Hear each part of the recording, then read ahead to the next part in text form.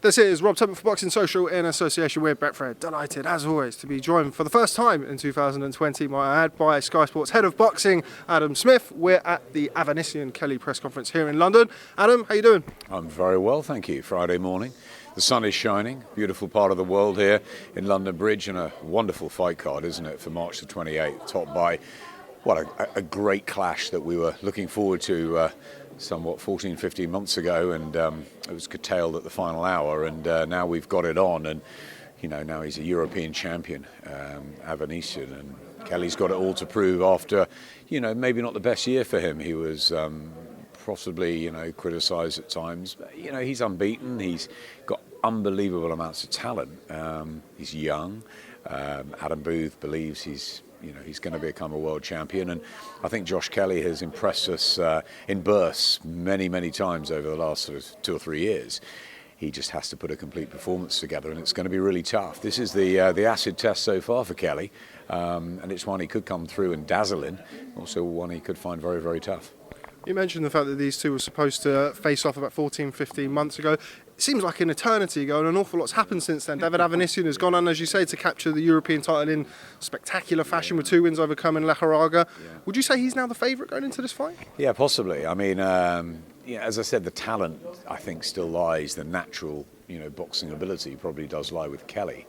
But as you said, Avanesyan's had a wonderful last sort of 12 months.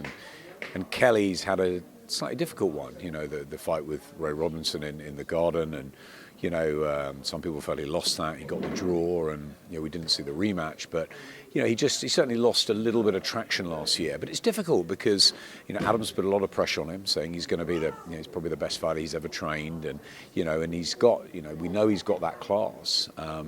But he's got to deliver it on fight night, and he has done it, as I said, at times coming through. But they're pitching him in tough fights, and it's game and it's brave, and this is another risky assignment. He only had 11 fights, Josh Kelly, fighting for the European title, and I think the form is with Avanesyan, but I think the class is with Kelly. So it's for me, it's a pick-em.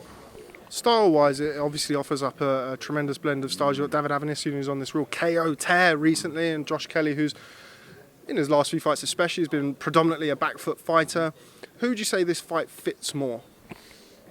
It's a good question, and I think that's why it is a real 50-50 fight, because Avanesyan's got the power, he's got the momentum, he's got the flow, really. And Josh Kelly needs to flow in the ring. That's where he does his best work, in and out. Wonderful skills. He's got brilliant balance.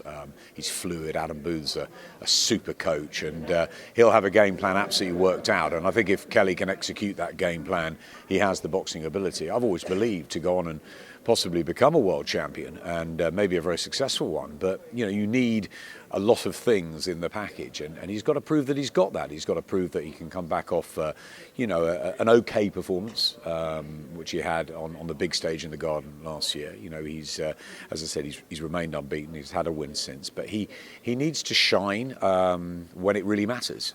This is top of the bill at the O2. Sky cameras, 10 o'clock at night. It's a big night for Josh Kelly, and it's one I think that if he shines it and comes through, he can go on and become the star, maybe the superstar that Adam believes he can be. But one step at a time. This is a tough fight, and a lot of people I've been talking to fancy Avanesyan. You mentioned this is now topping the bill. Obviously, the fight that was heavily mooted for this date and that this venue was Alexander Usyk versus Dereck Chisora. That has now been pushed back. Are you happy with this as a headline fight? Obviously, it's a tremendous fight, but it's not something that it's not Usyk Chisora with the greatest deal of respect. What would you say about this as a main event on a Saturday night? Rob, I'm absolutely delighted with this fight. I think it's one of the best fights in recent months. I think it's a really, really good match, and as we've been going through for the last 5 minutes, we can't really pick a winner at the minute. So I think these are the fights we want to see. Next weekend we all know we've got Fury and Wilder on BT, and that's a fight that no one can truly predict. People have been saying Fury on points, Wilder by knockout, but it's people are really split on that, and I think that's what we want. We want fights that we can't gauge the winner beforehand. We've got Scott Quigg and John O'Carroll in 3 or 4 weeks' time, and that's a brilliant fight because again, is Quigg got too much left, or enough left, or too much class, or will John O'Carroll hit him at the right time. And it's those sort of fights that you want to see. So I'm really happy with this as a fight night for March the 28th. Usyk Chisora just gets put back. That's a bigger fight on a grander scale. But this is a really, really good European clash with a fantastic bill. The likes of Joshua Buatsi, Conor Benn, Ted Cheeseman coming back. You know, it's a really good London bill. No, I'm very pleased with it. Well done, Eddie. You mentioned Josh Buatsi returning on the undercard. Obviously, there was some rumours back end of last year, start of this year, that he could potentially be fast-tracked towards a world title this year. I think the situation between Artur Beterbiev and Fan Ahmed has now been resolved, so that's not likely to be the case.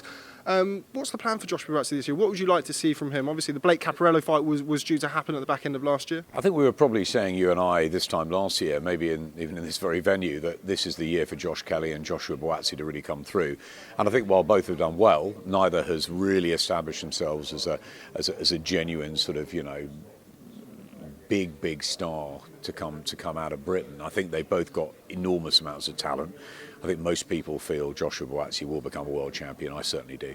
But they've lost a little bit of ground. You know, Joshua was meant to fight in Manchester in November. That didn't happen. I'd like to see him fight regularly. I really believe in him. I think he's class in and out of the ring, and I think that he's got a very, very bright future. But he's got to really get momentum in 2020. He's got to fight regularly. I don't worry about the fact that he's not fighting for a world title yet. He's still young. He's still learning, but he sort of breezed through British levels. So it's very difficult to make the matches. And I think that it's up to Eddie and his team to get it right. But I think the key certainly with Buatsi is to keep him busy, and with Josh Kelly, it's they're going to pitch him in these sort of fights to prove points. And look, this is a fight that it looked maybe 14 months ago too early for Kelly, but with Avanesyan, really building some form since then as well. The question marks are again there. I like that. I like the ambition. If you're gonna become a world champion, you've got to beat the European champion. So let's get on with it. And I think Joshua Buatsi just needs to get on with it too. I like what I see. In fact, I love what I see with Joshua Buatsi. I just want to see more of it. You mentioned Ted Cheeseman's going to be back, returning on March the 28th. Josh Kelly versus Dereck kind of has little similarities between Sergio Garcia and Ted Cheeseman, which we saw at the O2 last year. Does that serve as a little bit of a warning sign for Josh Kelly? Yeah, and maybe a disservice for Josh Kelly as well, who's obviously a proven Olympian and a wonderful amateur and a fantastic talent. We all know his skill set. Adam Booth wouldn't be shouting from the rooftops and messing around with him if he didn't believe he was going to become a world champion.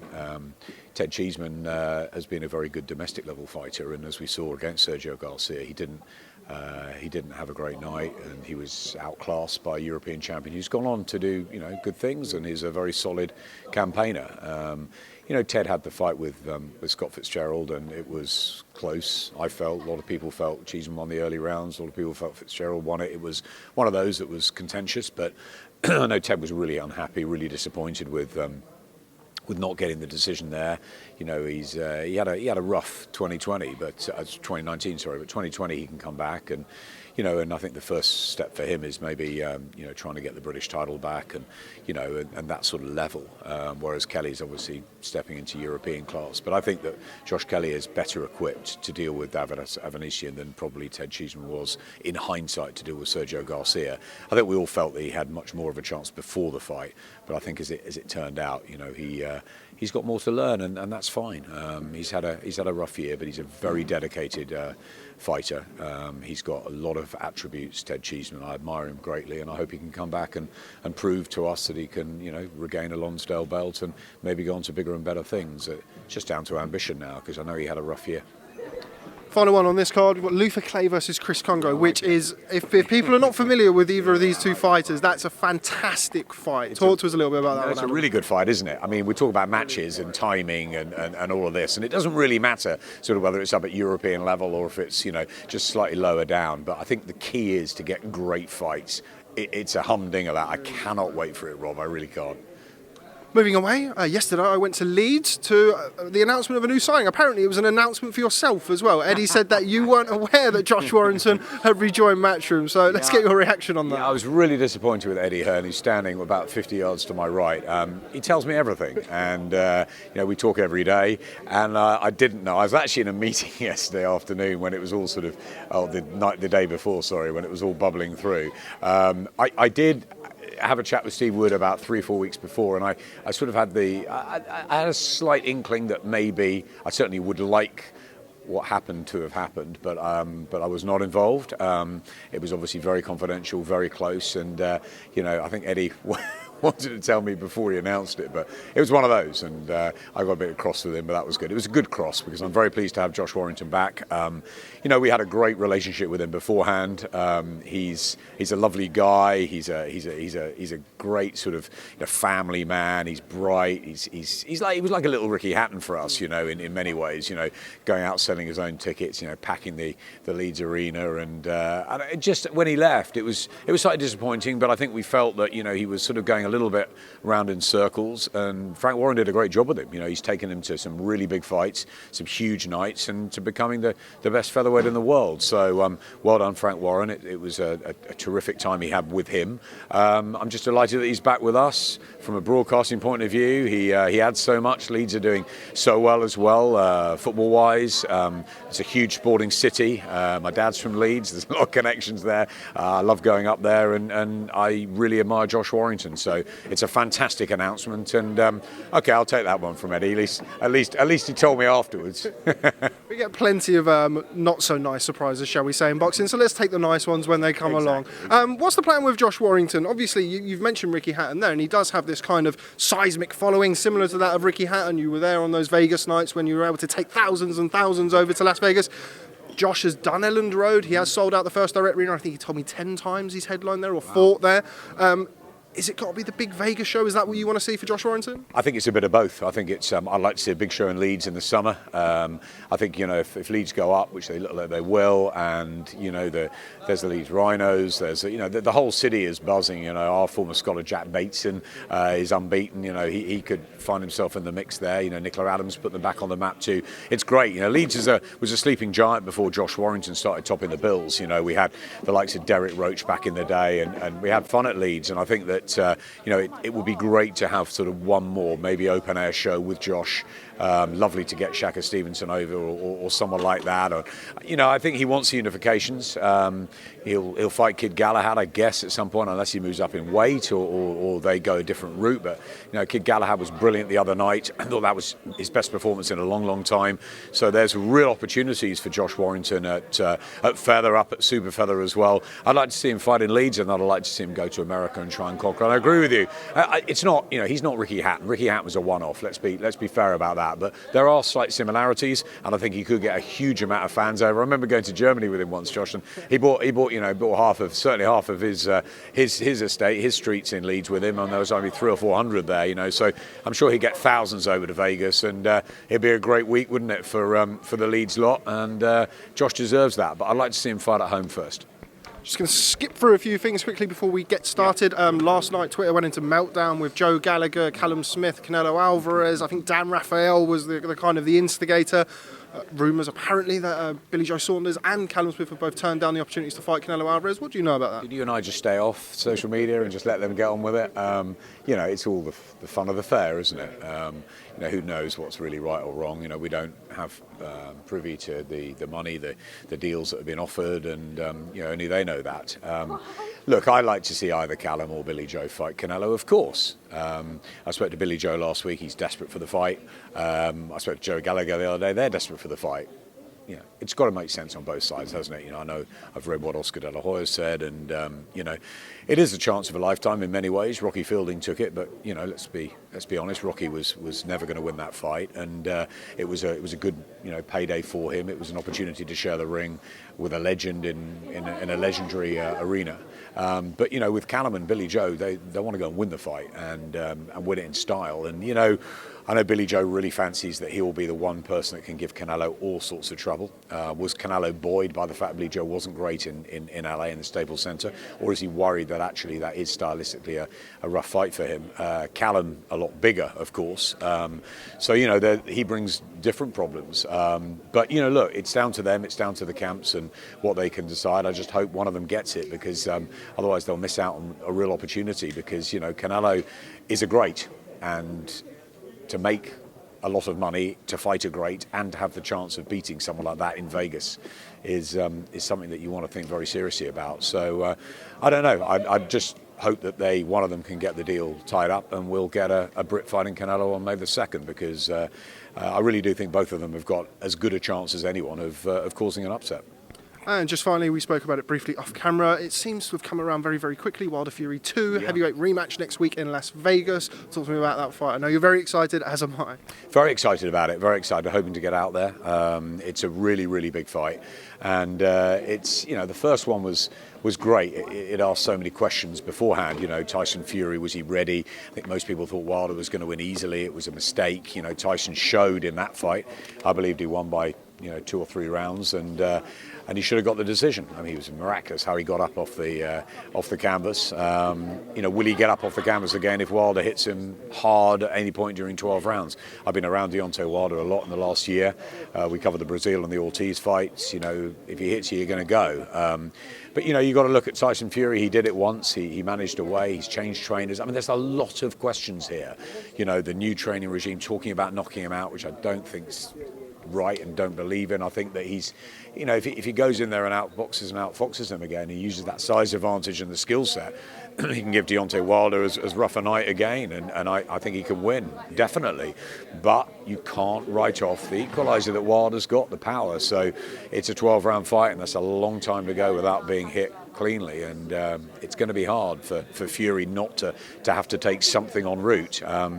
But we just don't know. He got up last time, twice, once unbelievably, and maybe it's out there for him to be a bogeyman for Deontay Wilder and to get the right result. I just hope that if he does win it clearly this time, that that we do get the right result. That's crucial for me and for boxing.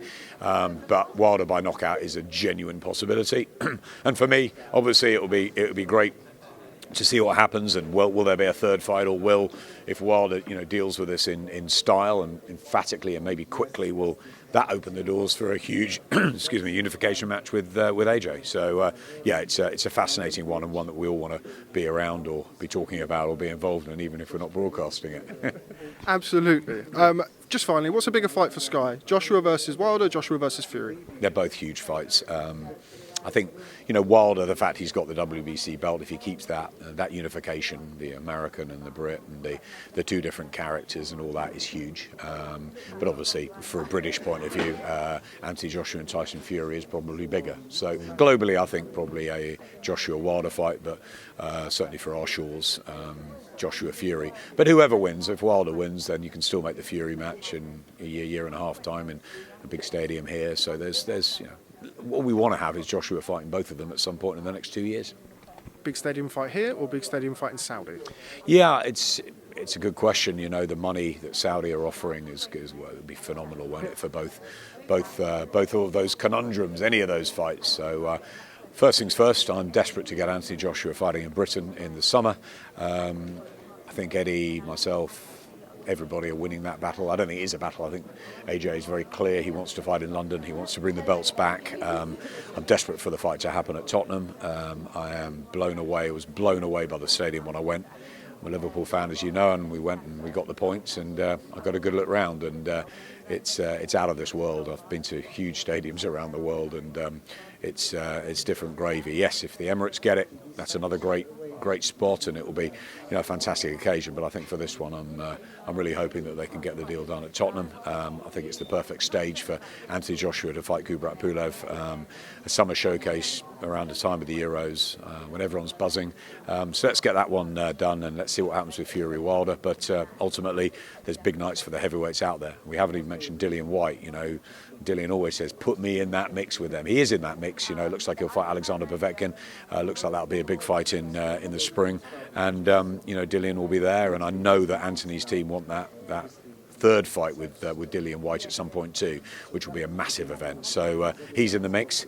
You've got Dubois and Joyce, great fight that is, in April as well. So the heavyweight division absolutely bubbling, and it looks like these matches are being made. But you're right, in 8 days' time, 8 sleeps' time, it's all about Wilder and Fury. It's like Christmas, isn't it? Well, it is. It's a shame we're not broadcasting it. Obviously, we would have loved to have done it. I'd love to have had our incredible production team involved in something as big as this. But you know, sometimes you don't win, and sometimes it's right to to wish the other side well and talk about it. You know, we've got Sky Sports News cameras over there. We're not going to be avoiding it like the old days. I think of not talking about things that are not on Sky. That's well and truly over. You know, Sky Sports News are going to be all over it. We're going to be talking about it, and I hope to be out there with you. I hope to see you out there. Adam Smith, always a pleasure. Thanks very much for speaking to Boxing Social. Look forward to seeing you hopefully next week in Las Vegas. No problem. See you then. Cheers. Thanks, Adam. Nice one.